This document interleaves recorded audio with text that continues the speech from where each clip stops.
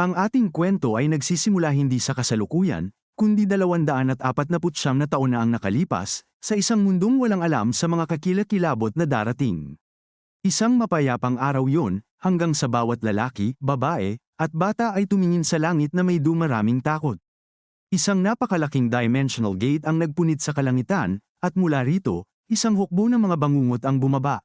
Sila ang mga nilalang na isang araw ay makikilala bilang mga demonyo, at ang una nilang gawa ay magdeklara ng digmaan laban sa buong sangkatauhan. Bilang tugon, ang mapagmataas na Orthodox Alliance ay bumuo ng isang extermination corps, na matapang na nangakong itataboy ang mga mananakop pabalik. Makalipas ang 3 araw lamang, ang matapang na corps na yun ay wala nang iba kundi isang tumpok ng mga bangkay sa ilalim ng paa ng iisang demonyo. Isang taon ng masaker ang sumunod, na pumatay sa kalahati ng populasyon at pinilit ang mga dating kaaway na magkaisa para sa isang huling, desperadong pagtayo. Ang mga pinakadakilang master ng mundong Miriam ay sumugod sa laban-laban sa alon ng demonyo. Sa loob ng mahigit 1 buwan, lumaban sila gamit ang bawat onsa ng kanilang lakas, isang desperadong pakikibaka para sa kaligtasan. Ngunit sa huli, 70% ng kanilang puwersa ay nawasak, at ang Central Plains Miriam ay opisyal ng binura mula sa kasaysayan. Ang ilan na nakaligtas sa massacre ay hindi binigyan ng awa ng kamatayan. Kabilang sa kanila ang ating bida, isang mapagmataas na mandirigma na naging baka, hila-hila patungo sa Demon Realm. 5 taon ang lumipas sa impyernong ito, ngunit ang kanyang kapalaran ay lalo pang lalala. Dahil hindi magamit ang inner energy, siya ay itinuring na isang bihirang species, isang perpektong subject para sa kanilang nakakatakot na mga eksperimento. Sa pamamagitan ng walang katapusang pagpapahirap at brainwashing, sinira nila siya, hinubog siyang muli bilang isang tapat na sundalo para sa kanilang hukbo. Sa loob ng mga dekada, siya ay isang sandata, ipinadala upang lusubin ang iba pang mundo at isagawa ang mismong mga massacre na Samire sa kanyang tahanan. Pagkatapos ng 75 taon ng walang tigil na pagpatay, ang kanyang dalisay na lakas ay hindi na maaaring baliwalain, siya ay na-promote bilang commander. Isa pang 120 taon ang humubog sa kanya tungo sa isang bagay na higit pa sa tao, isang nilalang ng napakalawak na kapangyarihan at malamig na galit. Ngunit sa ilalim ng demonyong anyo, isang kislap ng kanyang dating sarili ang nanatili, na nagtutulak sa kanya upang lihim na hanapin ang isang sagot. Natagpuan niya ito, isang kosmikong katotohanan, isang kapangyarihan na gugugulin niya ng susunod na 50 taon para lamang matutunan kung paano ito tawagin. At kaya, pagkatapos ng mga siglo ng paglilingkod at maingat na pagpaplano, sa wakas ay sinimulan niya ang kanyang paghihimagsik. Ngunit sa kasalukuyan, 1 linggo lamang ang lumipas, ang larangan ng digmaan ay nagkukwento ng lubos na pagkawasak.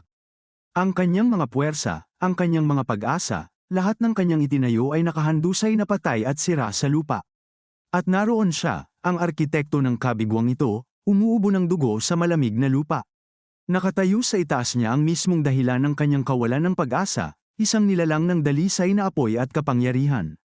Ang paghihimagsik, ang kanyang tanging pagkakataon sa kalayaan, ay ganap at lubos na nabigo.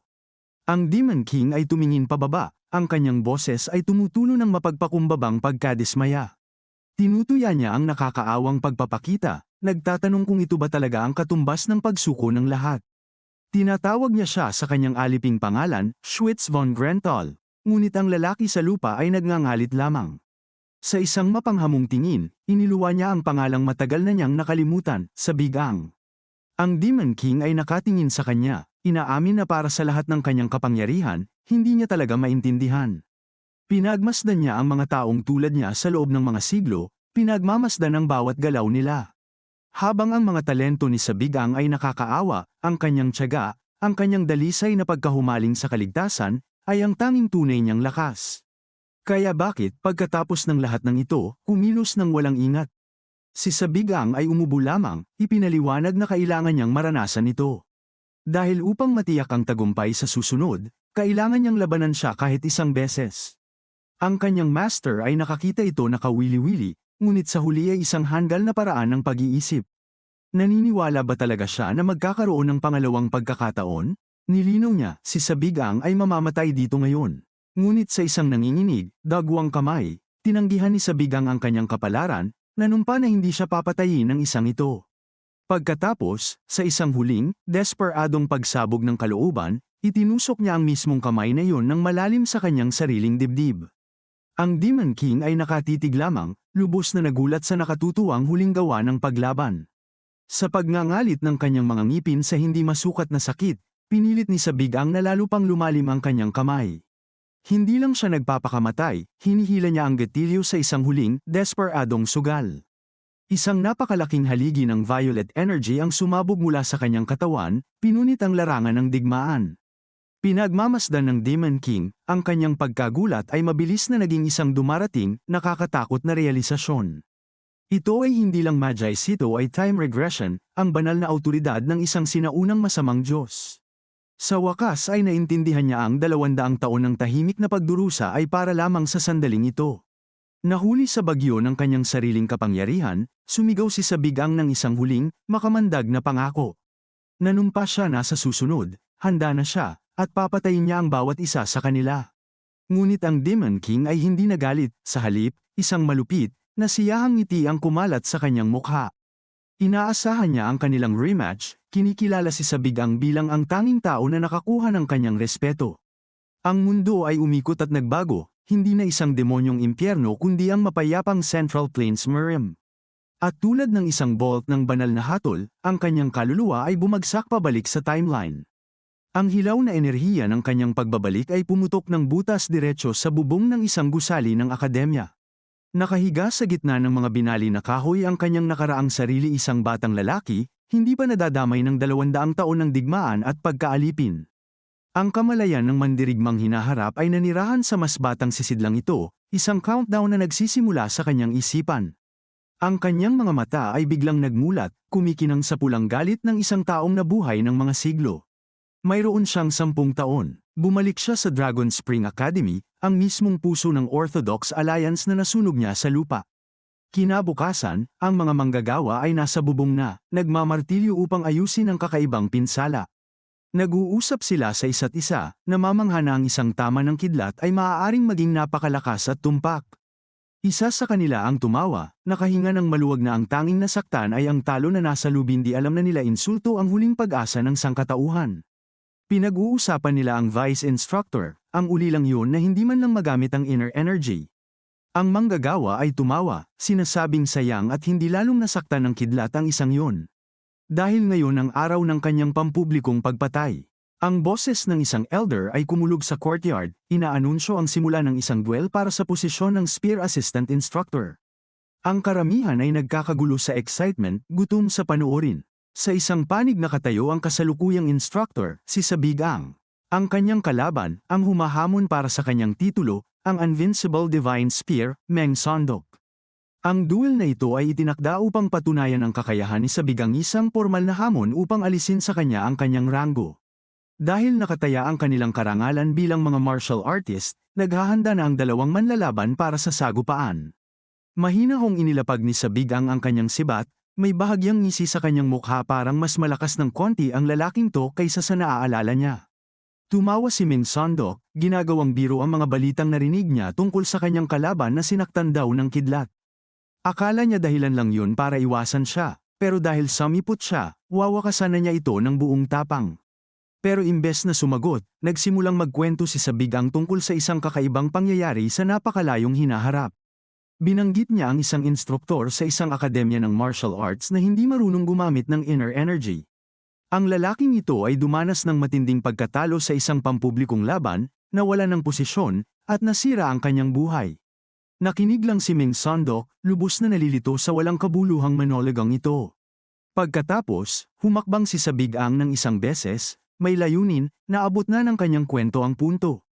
Para ibuod lahat, sabi niya na may masamang ngisi, matagal na siyang naghihintay sa sandaling ito. Ang biglaan at direktang insulto ay tuluyang ikinagulat ni Meng Sondok, namumula ang kanyang mukha sa galit. Pinalakas niya ang kanyang yapak sa lupa, sobrang galit na gusto sana siyang pagbigyan, pero ganito ang igagalang sa kanya. Sapat na ang kanyang pasensya, umungal siya na oras na para patahimikin ang mayabang na bibig na yun habang inilalabas ang kanyang signature Bull Demon Spear Art. Kumikinang ang kanyang mga mata sa pulang galit, ibinubuhos ang bawat patak ng kanyang killing intent sa isang ito, mapagpa siyang strike. Sumugod siya pasulong, ginagawa ang unang anyo, ang Ferocious Bull Charge. Pero ang impact na inaasahan niyang mararamdaman sa kanyang sibat ay hindi dumating. Wala siyang naramdaman. Isang mahinaong boses mula sa kanyang likuran ang nagsabi na kahit maganda ang galaw, kailangan mo itong tamaan para gumana. Tuluyang nawala ang kanyang cool, pumihit si Meng Sandok para sa isang mabangis at desperadong swing. Pero nauwi lang siya sa pagsuray pasulong habang madaling iniwasan ni Sabigang ang atake, pinapahiya siya. Hindi siya makapaniwala. Paano naman may makakaiwas sa spear art na sinanay niya ng mga dekada ng ganoon kadali? Nag-click lang ang dila ni Sabigang, nagtataka kung paano may isang taong sobrang bagal na maglakas loob na magturo sa iba. Nagngit-ngit si Meng Sandok, sinasabi sa sarili na hindi ito kasanayan, swerte lang siguro ang pag-iwas. Pinalakas niya ang kanyang paa sa lupa, binabasag ang bato sa ilalim niya habang pinapalakas ang kanyang buong kapangyarihan. Sa isang malakas na pagtalon, lumipad siya sa hangin, handang ibagsak ang kanyang sibat. Umungal siya, inilalabas ang pagmamalaki ng kanyang angkan, ang Bull Demon Spear Art, 4th form. Ang Falling Bull Strike, isang atake na dapat ay dumurog ng mga bundok, ay bumagsak kay Sabigang. Pero ang ating bayani ay nanood lang ng palabas na may walang interes na tingin.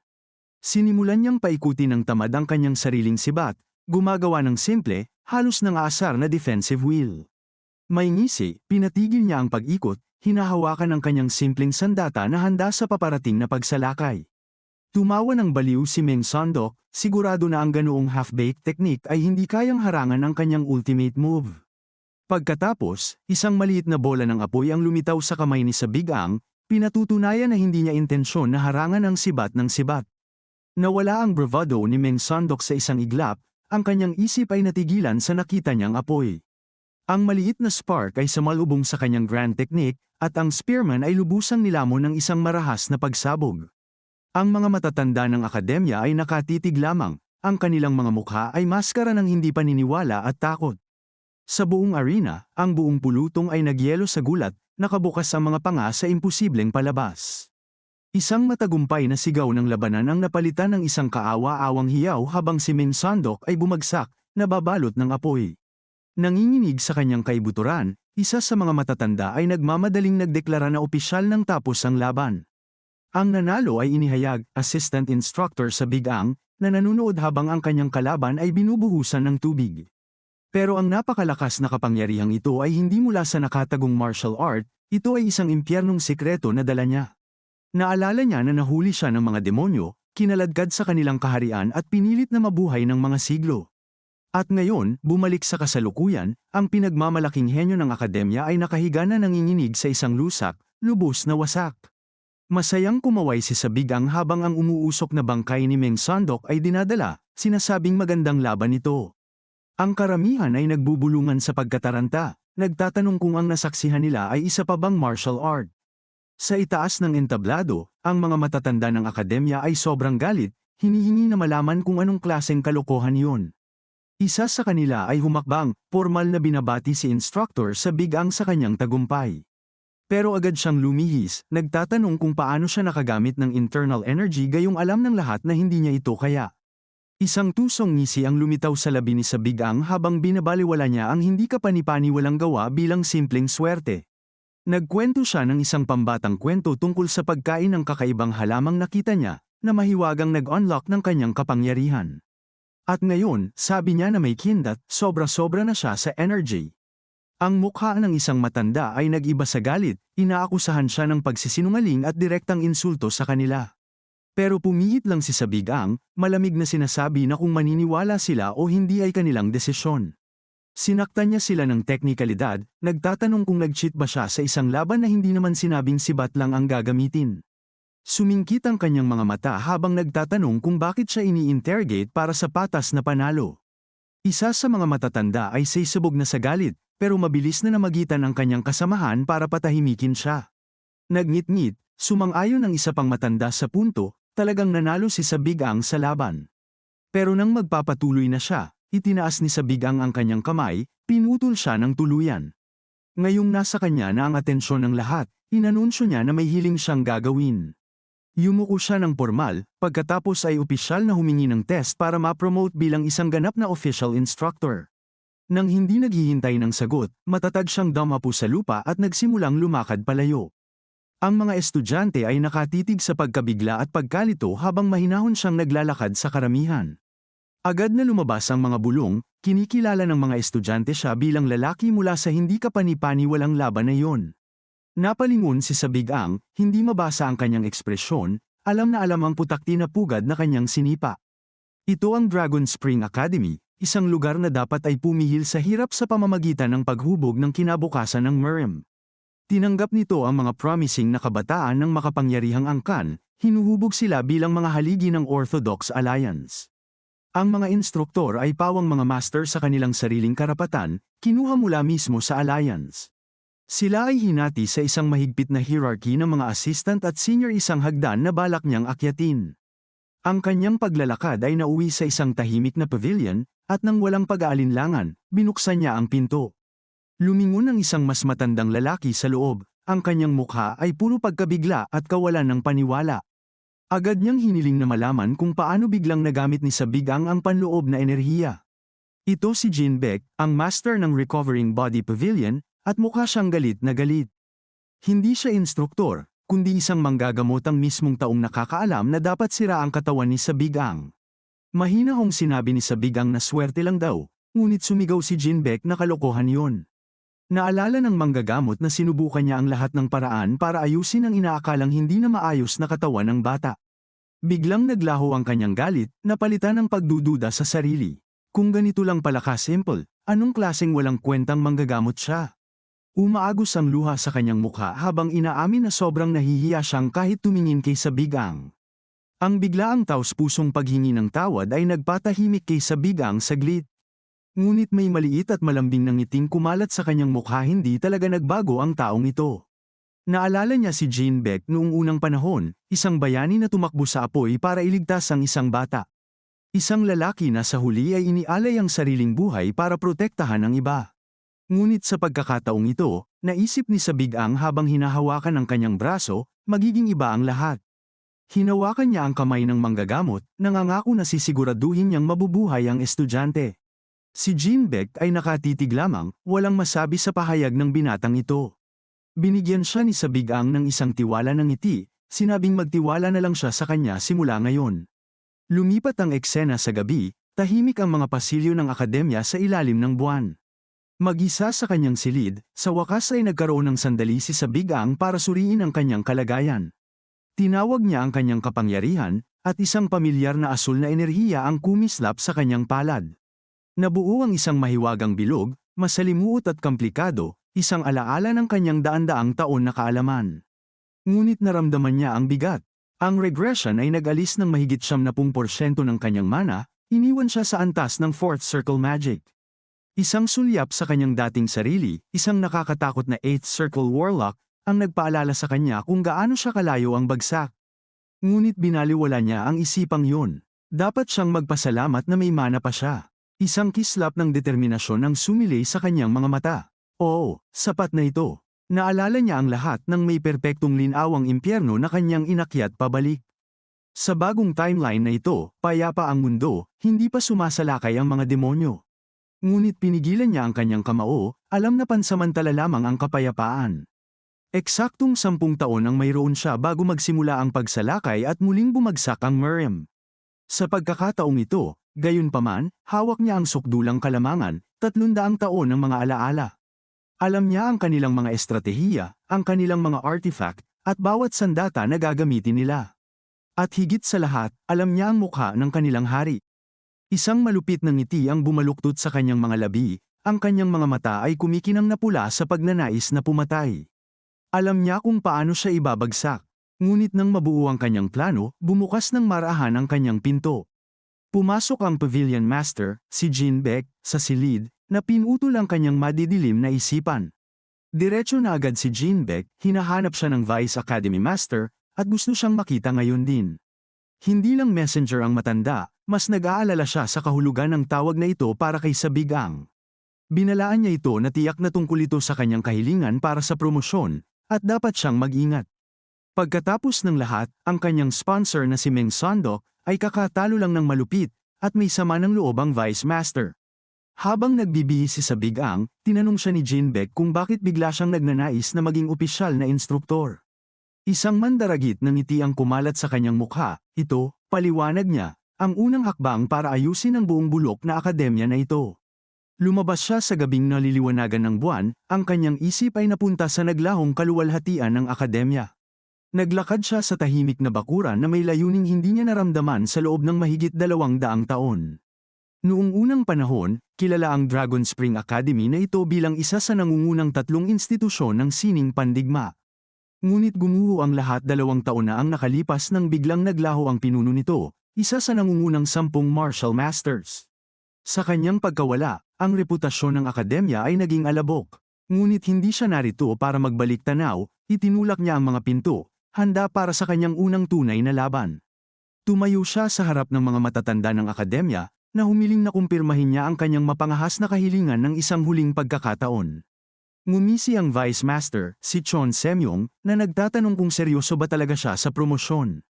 Ngunit nang magtagpo ang kanilang mga mata, bumaha ang isip ni Sabigang ng isang mas nakakatakot na alaala. Ang araw na nasunog ang mundo ang araw ng pagsalakay ng mga demonyo. Naalala niya noong bata pa siya, takot at duguan habang bumubuka ang lupa sa paligid niya. Mga hindi mailarawang kakilakilabot na hindi pa nakita ng sangkatauhan ang bumuhos sa kanilang mundo. Ang mga mapagmataas na disipulo ng Dragon Spring Academy ay sumigaw lamang, ang kanilang pagsasanay ay walang kwenta.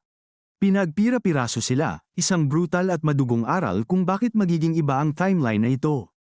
Noong araw na yon, habang nasusunog ang mundo, nakita niya ang katotohanan ng puso ng mga tao.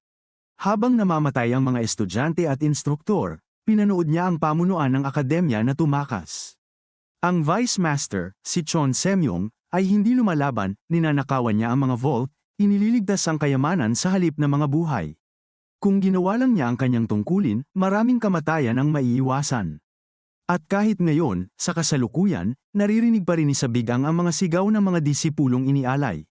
Siyempre, wala pa sa mga yun ang nangyayari, ngunit sa pagtingin sa smug at hipokritong mukha na yun. Nag-alok si Sabigang ng isang matalas at tiwala ng ngiti, hindi nakakalimutan ang kaduwagan na kanyang tinitingnan. Ang Vice Master, walang kamalay-malay sa paghatol laban sa kanya, sa wakas ay inihayag ang pagsubok para sa kanyang promosyon. Dapat niyang salakayin ang Demonic Knight Stronghold, isang pangalan na nakakuha ng atensyon ni Sabigang. Kinumpirma ito ng Vice Master na may malamig na ngisi, pumunta sa mga bundok at patayin ang mga bandido. Iyon ang kanyang pagsubok. Ang tinatawag na Demonic Knight Stronghold, isang grupo ng mga bandido na gusto ng akademya na lipulin para protektahan ang mga sibilyan. Binasa ni Sabigang ang utos, nilagdaan mismo ng Vice Master, at mahinahong sumang-ayon sa gawain.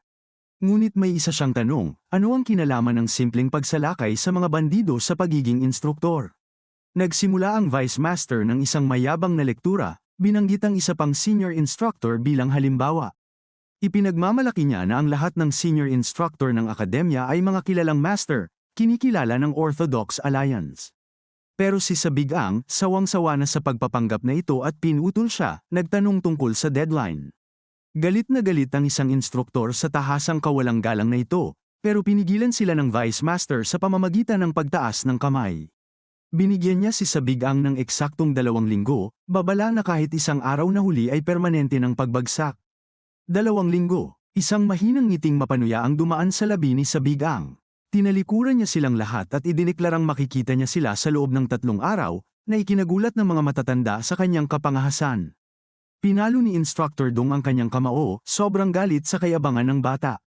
Hinarap niya ang Vice Master, hinihingi kung talagang itataas niya ang isang taong sobrang walang galang. Pero si Chon Semyong ay ngumiti lang, may madilim at mapanuring tingin sa kanyang mga mata, sinabing huwag mag-alala. Dahil, paliwanag niya na may nakakatakot na ngiti, ang kanilang munting assistant instructor na si Sabigang ay hindi na babalik.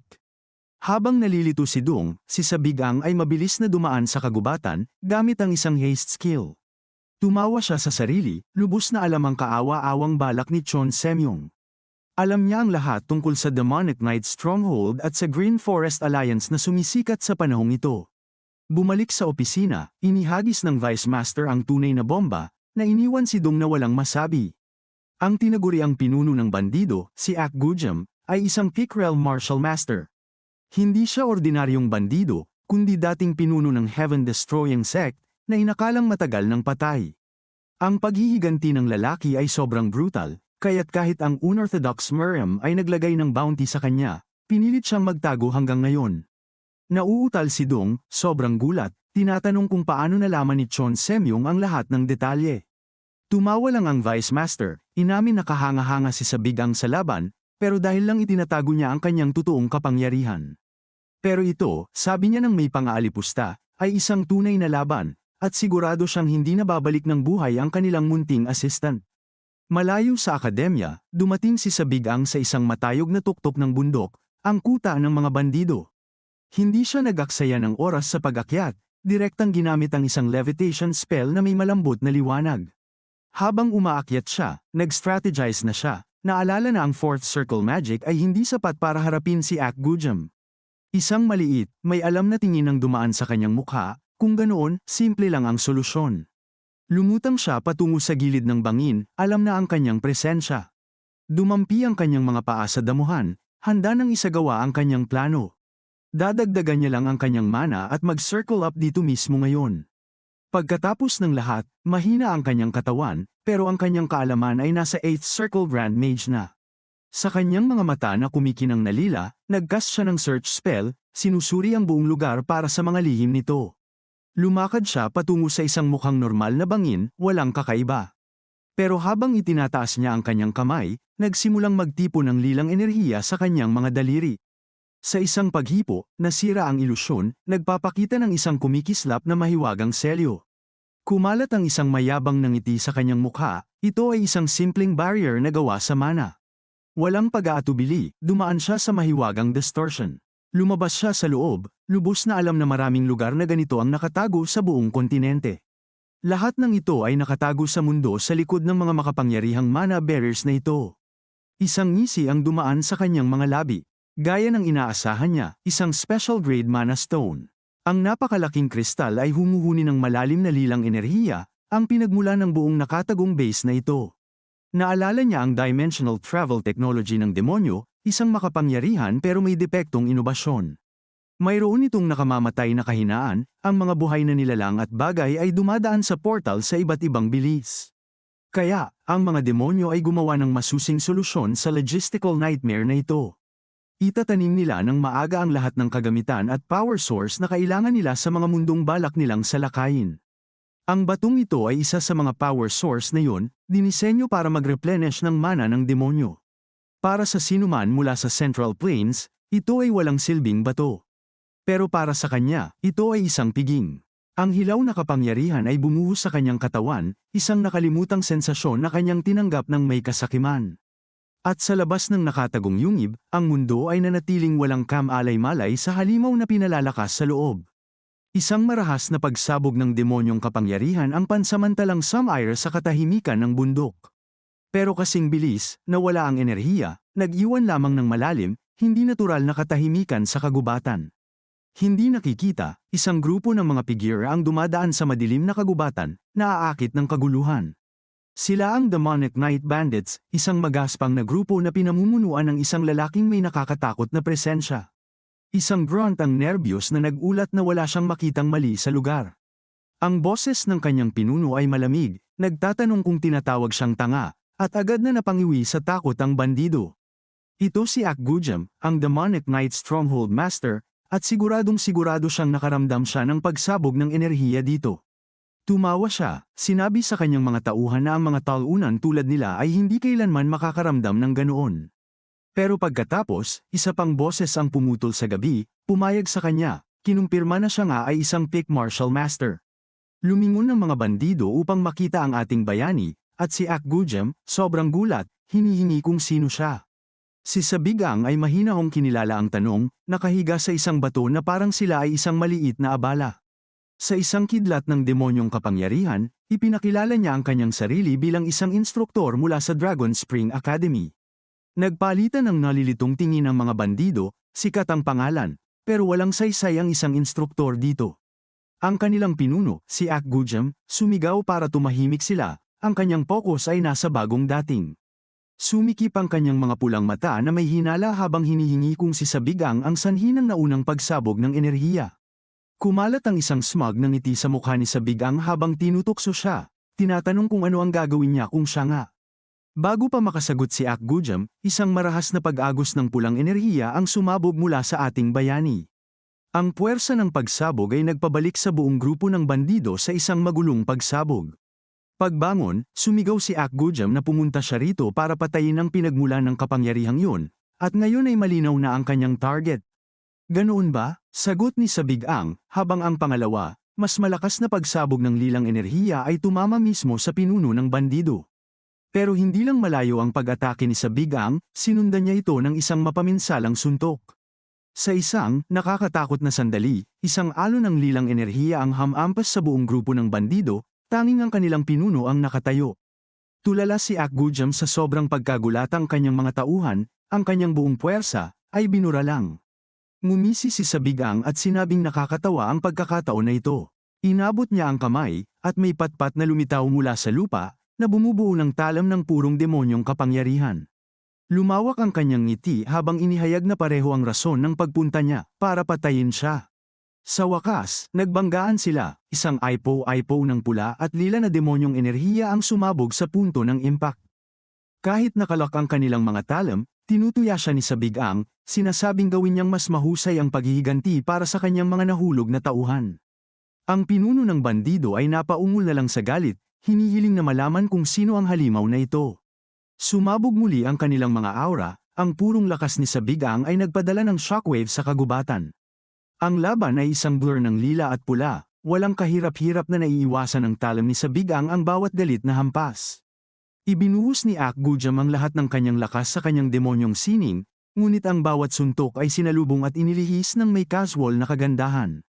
Ang kanilang palitan ay isang aipo-aipo ng mga spark at raw power, isang whirlwind ng mga talam na pumupunit sa gabi.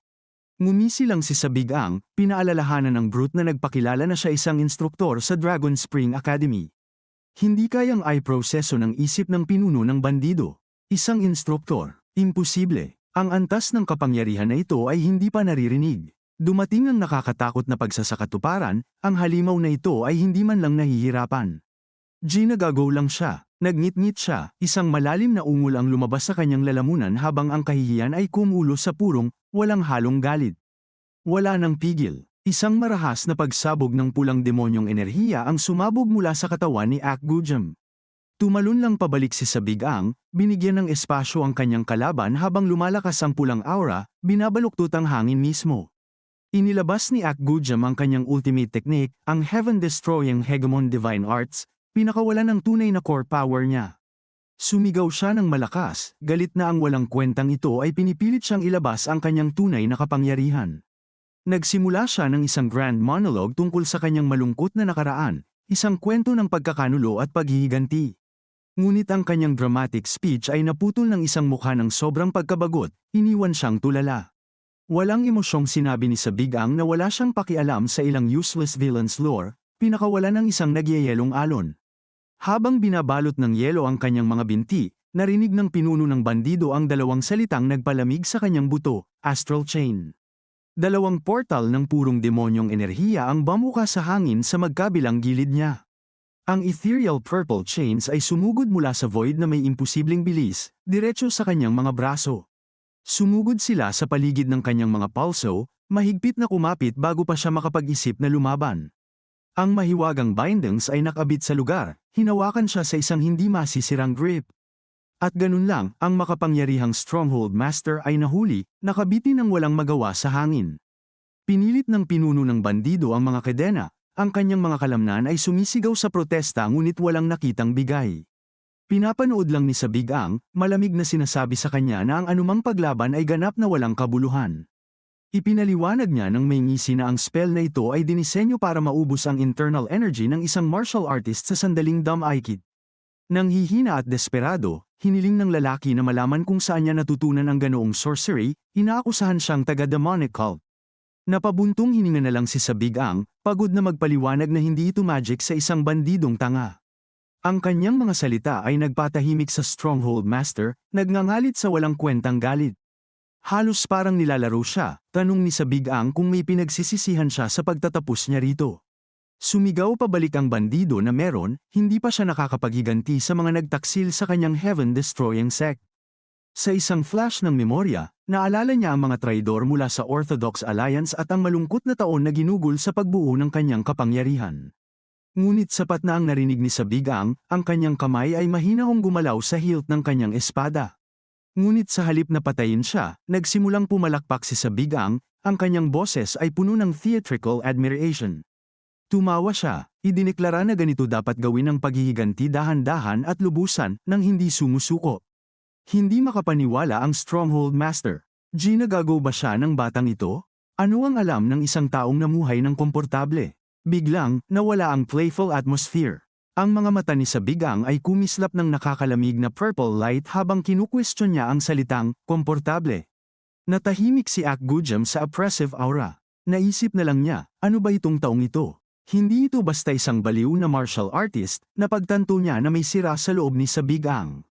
Habang ang kamay na nababalot ng demonyong enerhiya ay lumalapit sa kanyang ulo, inalok ni Sabigang na maranasan din niya ito. Ang mismong impyerno na pinilit niyang lakaran sa loob ng 200 taon ng paghihirap.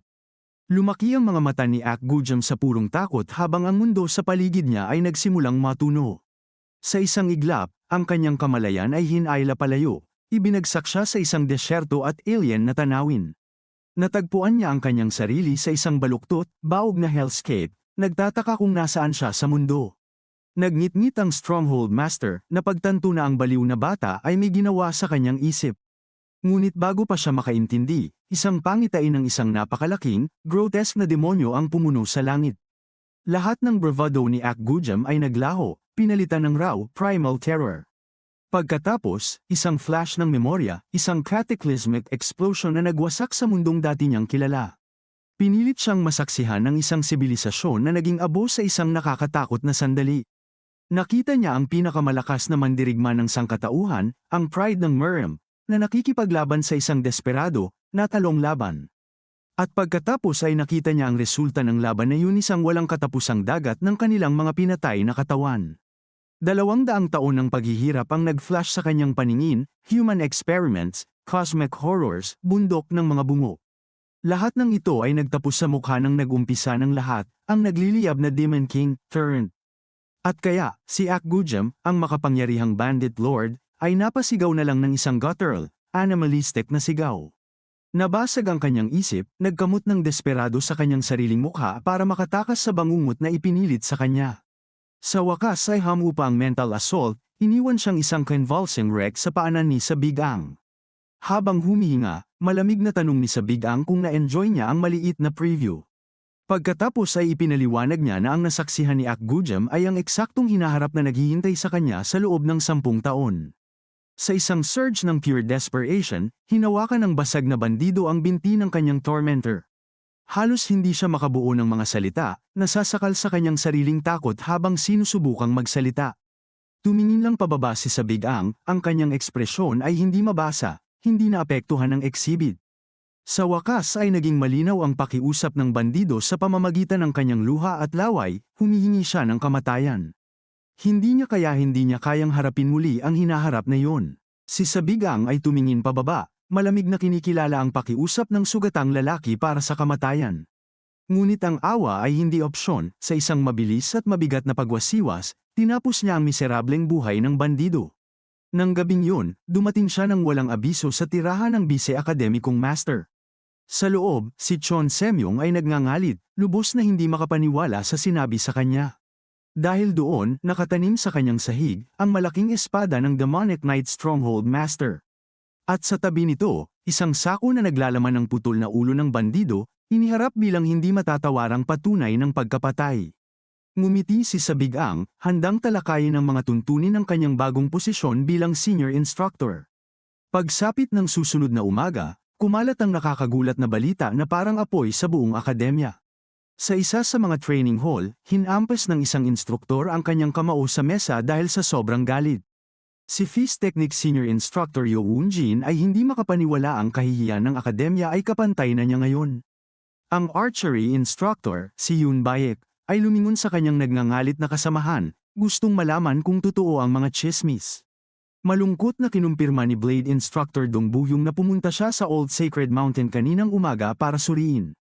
Gaya ng sinabi ni Sabigang, natagpuan niya ang mga bangkay ng mga bandido at kanilang lider na nakakalat sa sahig ng gubat. Hanggang ngayon, hindi niya maisip kung paano naging posible yun. Ipinaliwanag niya na bawat bandido, maliban kay Akgujem, ay may hiwa sa lalamunan na isang malinis na atake lamang. Hinampas ni Yoonjin ang mesa, tinawag itong walang katuturan. Si Sabigang ay isang spear instructor, paano siya nagtatago ng ganoong kahusay sa espada? Habang tumataas ang argumento, isang matalas na boses ang pumutol sa silid, humihiling ng katahimikan. Ang bise-akademikong master, si Chon Semyong, ay tumitig sa kanila, ang kanyang presensya lamang ay sapat para patahimikin ang silid. Ipinatong niya ang kanyang mga daliri, nalulunod sa malalim na pag-iisip.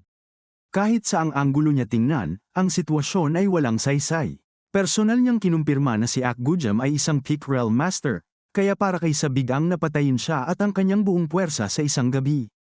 Ito ay simpleng hindi kapanipaniwala. Kahit siya, isang Peak Realm Master, ay hindi magagawa ito.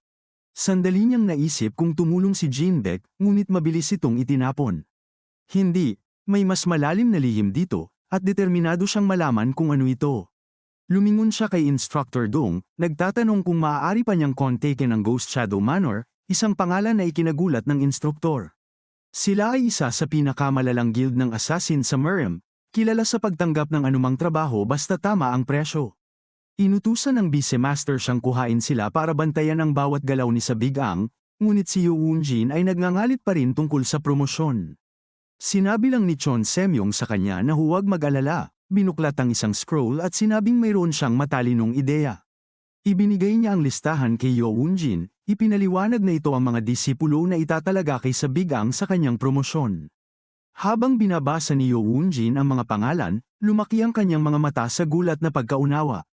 Isang malisyosong ngisi ang kumalat sa kanyang mukha, napakagaling at malupit na plano.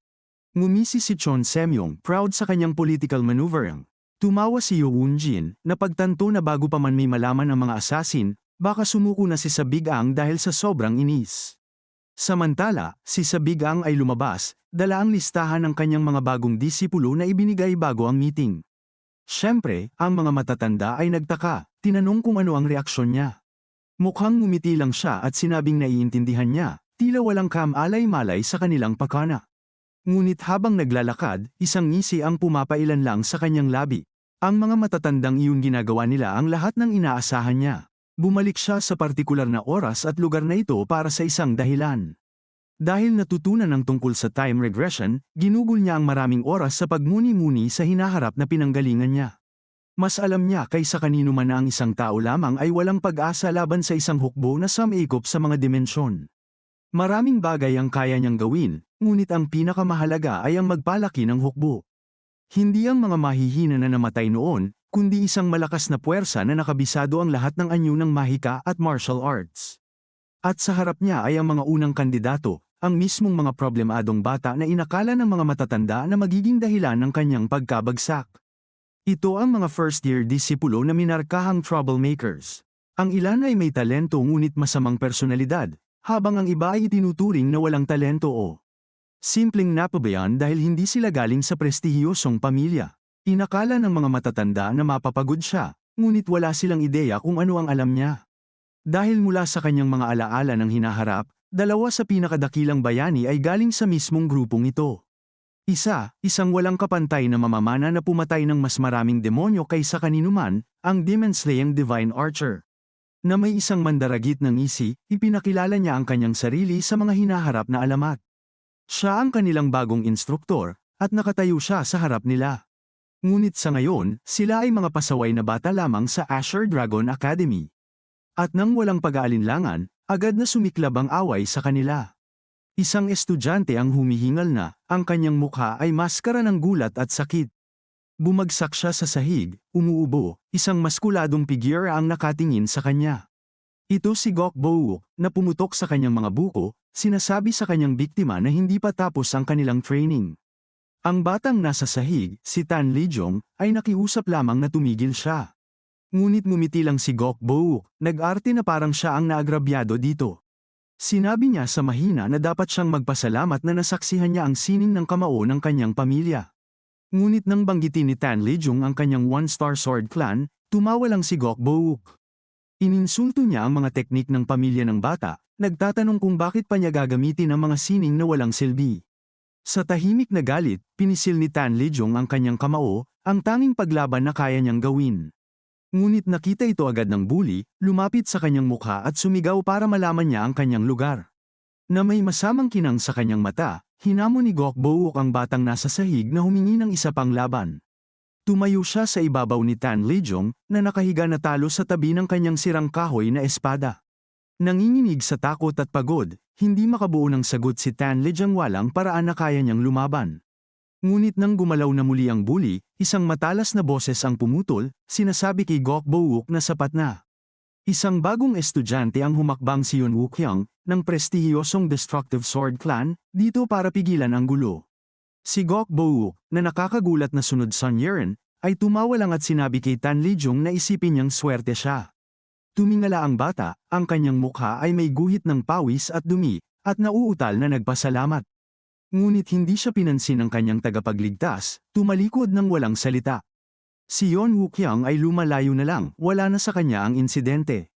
Naiwan mag-isa, si Tan Lijong ay nakatitig na lang sa lupa, ang kahihiyan ng kanyang kahinaan ay bumabalot sa kanya.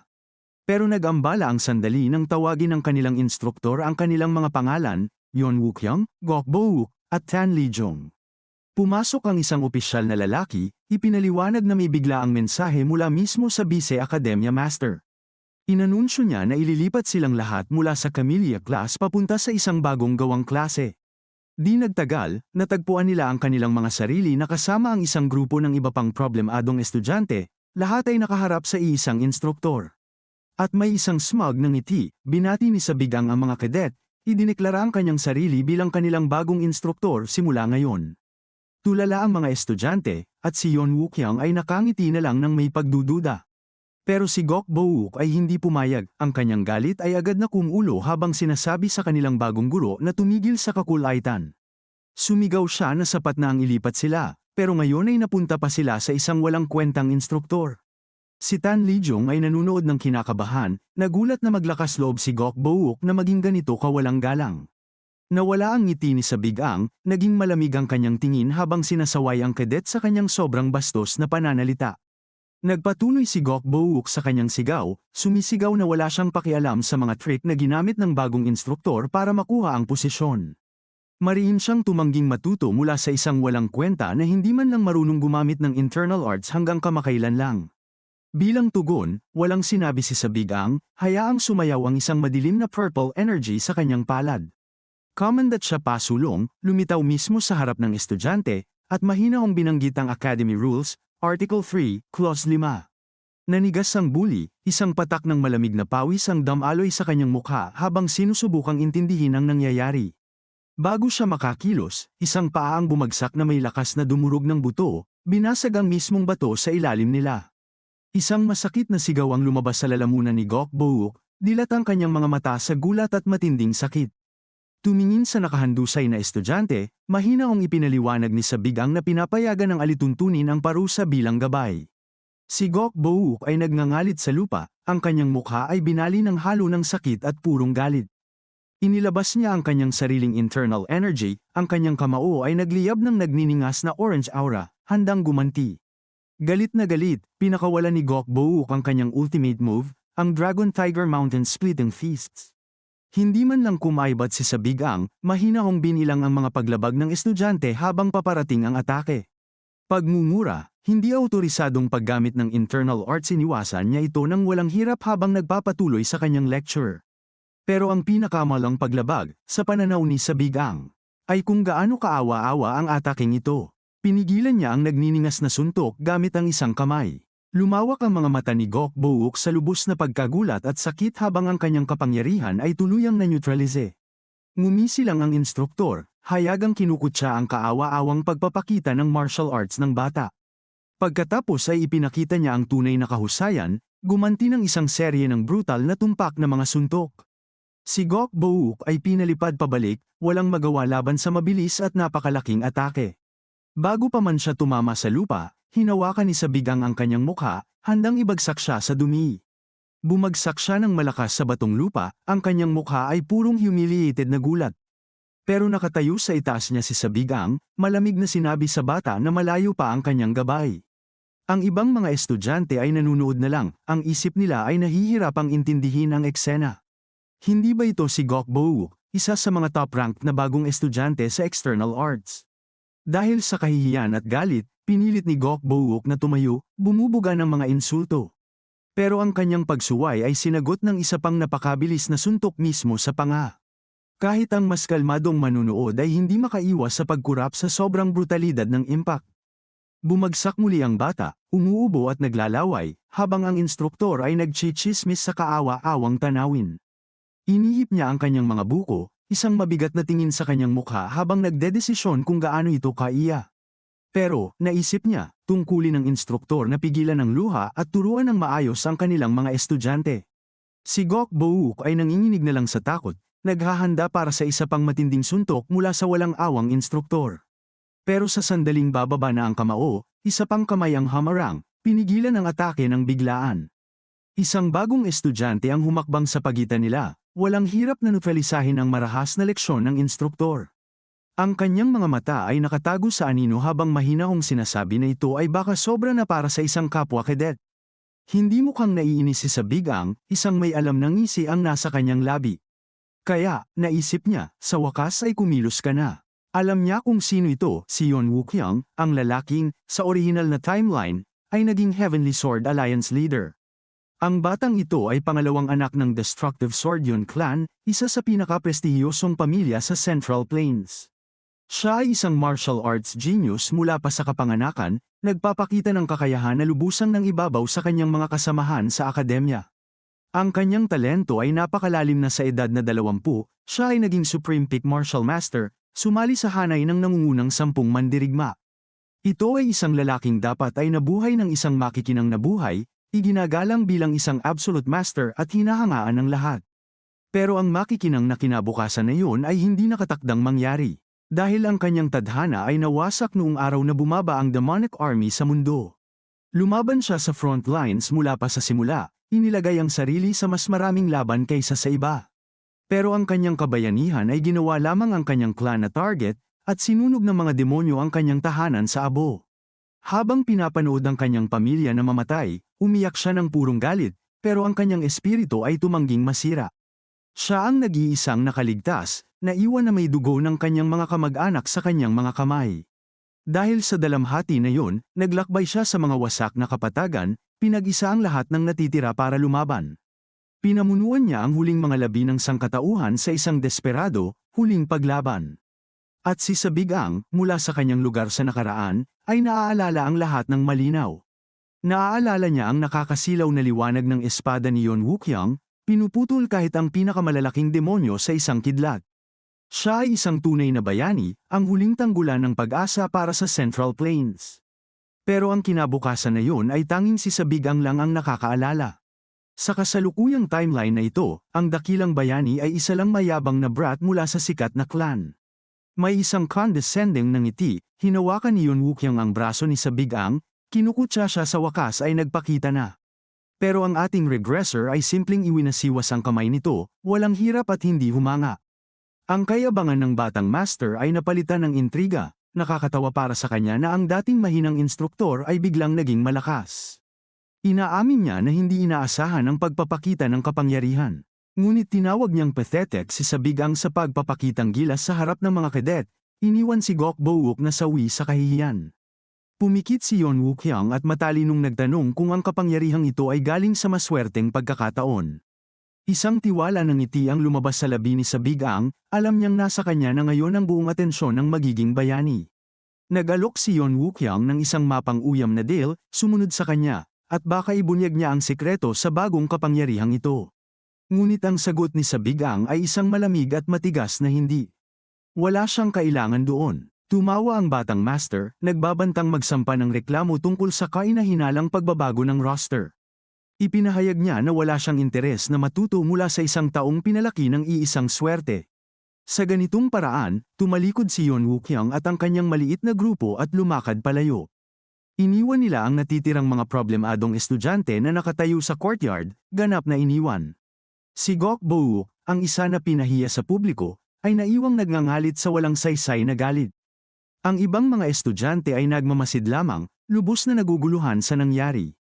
Si Tan Lijong ay tila tuluyang nawala, ang kanyang isip ay nahihirapang intindihin ang mabilis na pagbabago ng mga pangyayari. Ngunit para kay Sabigang, ang buong parang bata na palabas na ito ay lubos na nakakatawa. Sumigaw si Sabigang, nagtatanong kung totoo bang wala siyang mapag-aaralan mula sa kanya. Hinawakan niya ang nagulat na si Tan Lijong na may mapaglarong kislap sa kanyang mga mata. Ibinato niya ang isang ligaw na panukala, paano kung kaya niyang gawing sapat na malakas ang batang ito upang talunin ang henyo. Halos matuno ang utak ni Tan Lijong sa lugar, umaagos ang pawis sa kanyang mukha. Biglang huminto ang mayabang na batang master, nakatalikod pa rin. Dahan-dahan siyang lumingon, hinihiling na malaman kung ano ang sinabi ng instruktor. Ngumiti si Sabigang, higit sa handang ulitin ang kanyang hamon. Ipinahayag niya na ang mahinang ito ay malapit ng makayanan na nguyain at iluwa ang isang palaka sa balon tulad niya. Sa wakas, natarante si Tan Lijong, tinanong ang kanyang instruktor kung nawala na ba ito sa sarili. Ngunit tinakpan lang ni Sabigang ang kanyang bibig, titig na mabuti sa kanyang target na may madilim at mandaragit na pokus. Pumikit ang batang henyo, hinihiling na malaman kung pananagutan ng instruktor na ito ang kanyang mga baliw na salita. Hinarap ni Sabigang ang kanyang tingin na may malawak, mandaragit ng ngiti, kinumpirma na gagawin niya ito. Pagkatapos ay nagmungkahi siya ng pusta habang walang magawang nakikipaglaban si Tan Lijong sa kanyang pagkakahawak. Sa loob ng 10 araw, magkakaroon sila ng opisyal na laban, kung manalo ang kanyang alaga, susunod ang mga problemadong estudyante sa kanyang pagsasanay ng walang tanong. Tumawa ang henyo, nagtataka kung ano ang posibleng gusto niya kung siya ang manalo, habang nag-aalok si Sabigang na lumuhad o umalis na lang sa akademya. Ipinahayag niya na walang halaga ang maaari niyang kailanganin mula sa isang taong tulad niya. Gayunpaman, tinanggap niya ang hamon, tumalikod at sinabing maghanda hindi sa 10 araw, kundi sa 1 linggo. Habang umaalis ang mga mayayabang na estudyante, si Tan Lijong ay nakatitig lamang sa tila nagyayelong takot. Ang katotohanan ng kanyang darating na kapahamakan ay tuluyang bumabalot sa kanya, at pumutok siya sa isang nakakabinging sigaw. Napangiwi si Sabigang, naiinis, sinabi sa kanyang bagong estudyante na nagulat siya sa biglaang pagsigaw na iyon. Malamig na sinabi ni Sabigang na tumahimik siya, sobra na siyang maingay. Ngunit lampas na si Tan Lijong sa rason, hinawakan ang kanyang instruktor at hiniling na malaman kung ano ang ginawa nito. Nagmamakaawa siya ng paliwanag, umiiyak tungkol sa kung bakit siya, sa lahat ng tao, ang dapat lumaban sa henyo ng akademya. Dahil walang pasensya sa palabas na ito, walang pakialam na sinipa ni Sabigang ang bata palayo, sinabing bitawan siya. Ngayon ay walang malay ang kanyang estudyante sa lupa, mahinahon niyang pinauwi ang natitirang klase para sa araw na iyon. Ang ibang mga problemadong estudyante ay napapanood lamang sa tahimik na pagkagulat habang ang kanilang bagong instruktor ay kumaway at lumakad palayo. Napalingon si Sabigang sa umiiyak na gusot sa aspalto, pamitik ang kanyang dila sa pagkadismaya. Bakit, iniisip niya, kumbinsido ang bata na matatalo siya, gayong ang kailangan lang niya ay manalo. Ngunit para kay Tan Lijong, totoo ang takot, nakaugat sa isang nakakahiyang alaala mula sa kanyang unang pampublikong laban. Siya ay brutal na tinalo ng malaking si Gok Bouk, na pinalala siya araw-araw mula noon. Ngunit mas malalim ang takot ni Tan Lijong kaysa sa kanyang sariling trauma. Alam niya na kahit ang kanyang mga api, ang napakalaking si Gok Bouk, ay lubos na pinahiya ni Yeon Wookyung, natalo ng hindi man lang nakatama. Pinakinggan ni Sabigang ang kwento, inaamin sa sarili na oo, si Yeon Wookyung ay tiyak na isang prodigy. Sinabi pa niya ito ng malakas, na lalo lang nagpasigla sa panik ni Tan Lijong. Kung alam niya yon, bakit? Ngunit isang matalim, tiwala ng ngiti ang kumalat sa mukha ng instruktor habang sinasabi sa bata na huwag mag-alala. Itinuro niya ang isang matatag na daliri diretso sa kanya.